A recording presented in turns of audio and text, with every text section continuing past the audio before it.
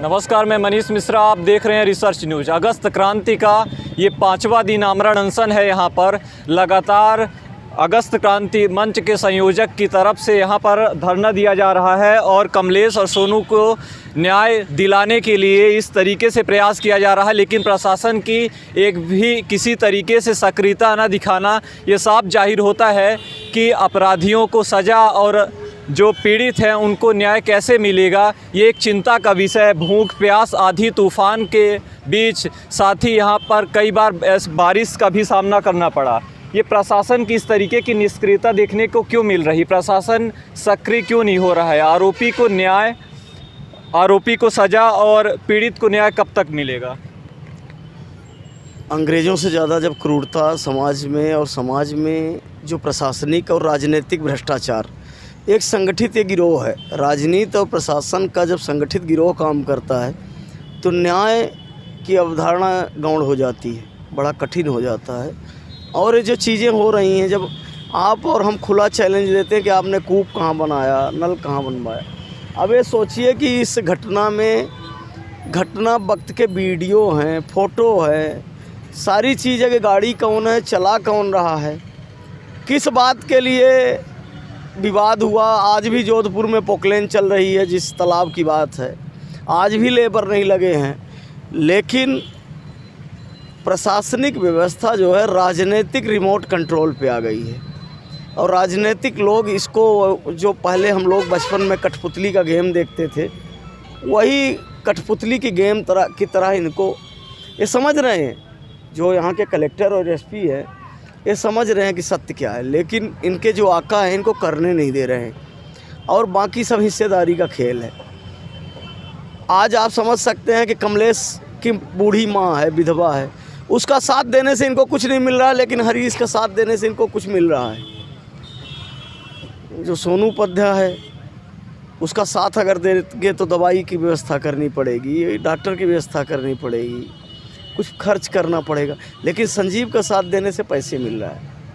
अब सोचने की जिम्मेवारी समाज की है कि कल आपके साथ भी होगा, आपके पड़ोसी के साथ होगा या आपके अपनों के साथ होगा, उस वक्त क्या होगा। पानी की जो लड़ाई है, हमारे बुजुर्ग कैप्टन साहब बैठे हैं, गुरु बाबा बैठे हैं, कि आज से 20 साल पहले गर्मियों में 4 फुट की रस्सी लगती थी पानी के लिए, आज 500 फुट का बोर कराना पड़ रहा है। हम लोगों को अपने आने वाली पीढ़ी की चिंता और आने वाली पीढ़ी का जो स्थिति है साफ दिख रही है, इसलिए हम लोग लड़ रहे हैं। लेकिन अब अगर किताबों में और इतिहास में आज़ादी के संघर्ष में हम सब ने भगत सिंह को और चंद्रशेखर आज़ाद को पढ़ा है, तो उनके रास्ते पे चल पड़े हैं। या तो न्याय मिलेगा या हम लोग भी शहीद हो जाएंगे। हो सकता है हम 3 साथियों के जीवन त्याग से परिवर्तन हो और इनको न्याय मिलना शुरू हो जाए, भविष्य में इस तरह की घटना न हो। इसलिए हम लोगों को, आपने देखा होगा रात में किस तरह से ज़बरदस्ती हॉस्पिटलाइज किया गया। आज आपका मेडिकल टेस्ट हुआ कि उसमें मेडिकल कल जो हुआ है उसमें रिपोर्ट बहुत सारी हम लोगों की सही नहीं आई है और डॉक्टरों का कहना है कि अब किडनी पे इफ़ेक्ट पड़ेगा, और इस चक्कर से इनको प्रशासनिक लोगों को बताया और तब लाके इन्होंने भर्ती कराया था। लेकिन आज मेडिकल भी नहीं हुआ है और ये किसी तरह से चाहते हैं कि आचार संहिता का बहाना करके या कुछ करके इनको यहाँ से भगाया जाए। उसके तरफ से भ्रष्टाचारियों की एक फ़ौज काम कर रही है। जैसे हमारे यहाँ आतंकवादी संगठित घुसते हैं, उस तरह से भ्रष्टाचारियों का जो आतंकवादी गिरोह है वो उनके साथ काम कर रहा है। एक ऐसी प्रशासनिक व्यवस्था है कि एक विधवा माँ को न्याय दिलाने के लिए सामूहिक रूप से आमरण अनशन की ज़रूरत है कि इनको आमरण अनशन करना पड़ रहा है। देखिए, लोकतंत्र की जब आप बात करते हैं तो अनशन, धरना, प्रदर्शन ये हमारे संवैधानिक अधिकार हैं। जब हमारी बात आवेदनों के माध्यम से नहीं सुनी जाती तो हम सरकार प्रशासन की नज़र में लाने के लिए अनशन, धरना, प्रदर्शन करते हैं। ये एक स्वच्छ लोकतंत्र की पहचान है। लेकिन यदि कोई धरना प्रदर्शन, कोई अनशन, आमरण अनशन इतना लंबा खींच जाए कि वह 1 हफ्ते चल रहा है और शासन प्रशासन उसको देख नहीं रहा है, तो इसका मतलब यह हुआ कि शासन प्रशासन यह स्वयं जानता है, चाहता है, सरकार चाहती है कि यह धरना पर बैठे हुए लोग मर जाएं, भूखों मर जाएं। ये मर जाएंगे तो अच्छा ही होगा, इसके बाद ये टंटा टूट जाएगी। क्योंकि एक को तो मार ही डाला इन्होंने, हरीश शर्मा ने, और उनके जो अपराधी जो साथी थे, क्योंकि ये पूरा गिरोह जिस तरह से बताया गया कि ये पूरा गिरोह है। देखिए इसमें इंजीनियरों का, सीईओ का, चाहे वो जनपद का हो, जिला स्तर का हो, नेताओं का, विधायकों का, सांसदों का, और पता नहीं कितना, ये सब इनका गिरोह होता है। एक मतलब एक घटना घटित हुई कि हरीश शर्मा ने वाहन चढ़ा दिया। हम कहते हैं कि पुलिस का दायित्व होता है कि वो घटना पर जा कर के FIR दर्ज करे, और दर्ज करने के बाद उसकी विवेचना करे, बयान ले, है ना। जो ये पक्ष है, कमलेश जो मर गया, कमलेश लड़का वो जो मर गया, और जो सोनू उपाध्याय वो तो बोल ही नहीं सकता, वो तो कोमा में है ना। पता नहीं कितने दिन की उसकी सांस है, भगवान करे वो स्वस्थ होगा जाए और ये घटना बताए कि किसने उसके ऊपर ये किया था। तो पुलिस का दायित्व होता है कि वो जा करके FIR दर्ज करके उसकी विवेचना करे साइबर सेल से। हरीश शर्मा जो भी आरोपी हैं, सरपंच है, सचिव है, वहाँ का ठेकेदार है जिसकी पोकलेन चल रही है, ठीक है, वहाँ का CEO, इनके बीच में क्या बातें हुई, इनकी कॉल डिटेल्स निकाली जाए, रिकॉर्डिंग निकाली जाए, पूरा इसका विधिवत रिसर्च किया जाए, ठीक है। और इसके बाद भाई फिर जो सामने आए तो वो करो, है ना। 302 का अपराध दर्ज करने के बाद सीधे तुम उनको फांसी पे तो चढ़ाने जा नहीं रहे हो, विवेचना करोगे तो विवेचना करो उसको पहले। घटना आज ये स्थिति है कि घटना के बारे में कोई अधिकारी, चाहे वो SP हो, चाहे कलेक्टर हो, CEO हो, वो कोई उसमें कोई रुचि ही नहीं ले रहा है। तो इसका मतलब कि लोकतंत्र पूरी तरह से फैल हो रहा है। और जो वर्तमान सत्ताधारी पार्टियां हैं, यह कभी इस तरह के धरना प्रदर्शन के पक्ष में थी ही नहीं। गांधीवादी नीतियां जो होती हैं कि आप भूख हड़ताल करो, ये तो गांधी जी किया करते थे, 60-60 दिन भूख हड़ताल किया करते थे, देश को स्वतंत्रता दिलवाए।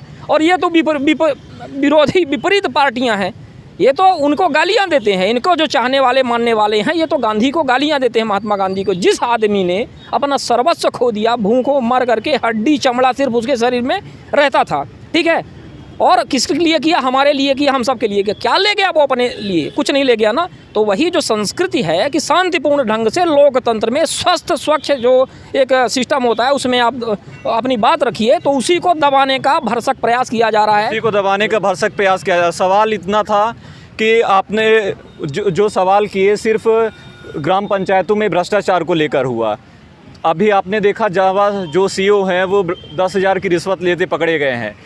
उच्च अधिकारियों के दबाव में या फिर उच्च अधिकारियों के संरक्षण में जो पूरा खेल भ्रष्टाचार का खेला जा रहा है, अमृत सरोवर हो, पेयजल की जो सुविधाएं हैं, नल जल जैसी योजनाएं हैं, अगर इन पर सवाल किया जाए कि सही तरीके से इन योजनाओं को आम जनता तक पहुंचाया जाए, अगर इस पर सवाल किया जाता है तो ऐसी घटनाएं घटित होती हैं। तो आपको लगता है कि इसमें बड़े अधिकारियों का ही हाथ है? बड़े अधिकारियों को नहीं, इसमें सत्ताधारी पार्टी का हाथ है। रिमोट कंट्रोल है, मंत्रालय स्तर से है। जो यहाँ के मुख्यमंत्री हैं, जो यहाँ के मंत्री हैं, इन सब का इसमें हाथ है। इन सब के कमीशन फिक्स रहते हैं, सभी अधिकारियों को विधिवत निर्देश देते हैं कि आपको इस तरह से करना है। आप समझ रहे हैं, एक कलेक्टर में, एक SP में दम नहीं है। जब एक मुख्यमंत्री आकर के यहाँ पे आदेश देता है कि जा कर के अपराधी मतलब आरोपी के घर में बुलडोजर चला दो, तो यहाँ पर बुलडोजर चलने लगते हैं, ठीक है ना। तो क्या वही मुख्यमंत्री, वही मंत्री इन कलेक्टर और SP को निर्देश नहीं दे सकते? दे सकते हैं, लेकिन इसलिए नहीं दे रहे हैं क्योंकि सबका इसमें सह है। मनरेगा भ्रष्टाचार का केंद्र बन चुका है। मजदूरों के नाम पर ये सब पूरा बंदरबाट चलता रहता है, इनकी कमीशन ऊपर तक फिक्स रहती है। गांव का आम आदमी किसी तरह से इसकी एक शिकायत करे, इसके बारे में बात उठाए तो उसको कुचल दिया जाता है। लेकिन ये मुख्यमंत्री मध्य प्रदेश शासन जान लें, ये सरकारें जान लें कि जनता को आप आज 21वीं शताब्दी में इस समय आप दबा नहीं सकते उसकी आवाज़ को। यहाँ पर एक दो नहीं, हजार लाख इस तरह से क्रांतिकारी पैदा होंगे और इनको न्याय दिलवाना ही पड़ेगा, ठीक है। ये पूरी अच्छी तरह से ये कान खोल करके सुन लें। और जो आपने जवाहर जनपद CEO और सबकी बात कही, नल जल योजना की, मनरेगा की बात कही, बिल्कुल सही बात है। ये पूरा का पूरा भ्रष्टाचार का केंद्र बन चुका है। नल जल की बात ले लीजिए, DMI फंड की बात ले लीजिए, अब जल जीवन मिशन आ गया है। कभी पानी गाँवों में नहीं मिलेगा, कभी नहीं मिलेगा। ये अगर राजनीतिक दबाव में प्रशासनिक व्यवस्था चलेगी तो आम जनता कैसे विश्वास पाएगी कि न्याय मिलेगा हमको? देखिए, आम जनता को न्याय तो है ही नहीं है, ठीक है ना। आप ये बताइए कि किसी तरह से यदि आप थोड़ा बहुत कार्यवाही करवा भी लेते हैं प्रशासनिक स्तर पर, तो यहाँ पे कोर्टों की स्थितियाँ ये हैं कि 108 साल बाद 3 एकड़ ज़मीन का निर्णय आ रहा है, जबकि 4 पुश्त बीत गई। तो न्यायपालिका की आज स्थिति ये है हमारे देश में कि जो supreme court, high court, ADJ court, district court हैं, 5 करोड़ यानी कि 4 करोड़ 70 लाख केस अभी कुछ महीने पहले थे पेंडिंग, और ये 5 करोड़ की तरफ बढ़ रहे हैं। तो जिस देश में इतने केस पेंडिंग पड़े हुए हैं, दिन प्रतिदिन बढ़ रहे हैं, वहाँ की न्यायपालिका पूरी तरह से फ्लॉप हो रही है। वो क्या देश के नागरिकों को न्याय दिलवाएगी? तो न्याय तो यहाँ बहुत दूर की बात है, यहाँ न्याय मिलने वाला नहीं है। पर ये है कि यदि प्रशासनिक स्तर पर कुछ कार्रवाइयाँ यहाँ पर हो जाएं, त्वरित कार्रवाइयाँ हो जाएं, तो जो ये अपराधी हैं, जिस तरह से इनके मनोबल बढ़े हुए हैं, तो ये स्थितियाँ निर्मित नहीं होगी। नहीं तो यही सिलसिला चलता रहेगा। और जिस प्रकार से इन तिवारी जी ने कहा है कि आज उसका हुआ है, सोनू कमलेश का हुआ है, कल आपका होगा, हमारा होगा, किसी का भी होगा। इसलिए इसमें लोगों को आगे आने की ज़रूरत है, आवाज़ उठाने की ज़रूरत है और इसमें सबको सहयोग देने की ज़रूरत है। ये मतलब एक व्यक्ति विशेष का, एक परिवार विशेष का मामला नहीं है, ये राष्ट्र से जुड़ा हुआ मामला है। राष्ट्र की भ्रष्ट होती तंत्र, ये जो भ्रष्ट होता तंत्र, खत्म होते तंत्र की ये एक इबारत आई लिखी जा रही है। जो स्थितियाँ निर्मित हो रही हैं, कोई घटना घटित होती तो FIR क्यों नहीं होती है? FIR सेक्शन 154 के अंतर्गत CRPC के होनी चाहिए। घटना घटित हुई है, उसके प्रूफ क्यों नहीं हो रही है? मांग यहाँ पर क्या है कि आप FIR करो। आयुष्मान कार्ड की बात कर रहे हो और सबकी बात कर रहे हो, हम कहते हैं कि उसको एम्स में इलाज आप क्यों नहीं करवा रहे हो? सरकार उसको एम्स में लड़के के इलाज क्यों नहीं करवा रही? एम्स भोपाल है, एम्स दिल्ली है, भेज दो, एम्स में इलाज करवा दो। किसी नेता को कहीं बीमारी हो जाती है, छींक हो जाती है, तो उसके लिए हेलीकॉप्टर और स्पेशल विमान आते हैं, उसको उड़ा करके ले जाते हैं, एयर एम्बुलेंस आती है, क्या उसको वहाँ नहीं पहुँचाया जा सकता? तो ये इस देश की जो दुर्दशा है, जो ये लोकतंत्र खात्मा की कगार पर जो बढ़ रहा है, ये तानाशाहियाँ बढ़ रही हैं सरकारों की, ये उसका परिणाम है। ये पूरी तरीके से प्रशासनिक व्यवस्था फैल नज़र आती दिख रही है, क्योंकि 827 ग्राम पंचायतों की जिम्मेदारी जिस CO के पास होती है, जिस सैकड़ों ग्राम पंचायतों की जिम्मेदारी जिस जनपद CO के पास होती है, वो इस तरीके से प्रशासनिक व्यवस्था में खुद संलिप्त होकर 10,000 रुपये की रिश्वत लेते पकड़ा जाता है। ये प्रशासनिक व्यवस्था में ये शर्म का विषय है। ऐसी प्रशासनिक व्यवस्था जिसमें विधवा माँ को न्याय दिलाने के लिए आमरण अनशन करना पड़ रहा हो जिस ज़िले में, तो वहाँ की व्यवस्था पर, वहाँ की प्रशासनिक व्यवस्था पर, वहाँ के राजनीतिक दबाव में चल रही प्रशासनिक व्यवस्था पर शर्म आनी चाहिए। और यहाँ पर जो आमरण अनशन पर 5 दिन से बैठे हुए हैं, इनको इतने कितना विलम्ब होगा तब तक इनको न्याय मिलेगा, अभी कोई इसका ठिकाना नहीं है। तो ऐसी प्रशासनिक व्यवस्था को सुधारने का कलेक्टर महोदय, SP महोदय और CO साहब को प्रयास करना चाहिए। नहीं तो ज़िले की भ्रष्ट होती प्रशासनिक व्यवस्था और लोकतंत्र जो खतरे की ओर बढ़ रहा है, उसको बचाने के लिए अगर प्रयास नहीं किया गया तो ऐसे ही मनोबल भ्रष्टाचारियों का बढ़ता रहेगा। धन्यवाद। मैं मनीष मिश्रा, देखते रहिए रिसर्च न्यूज़।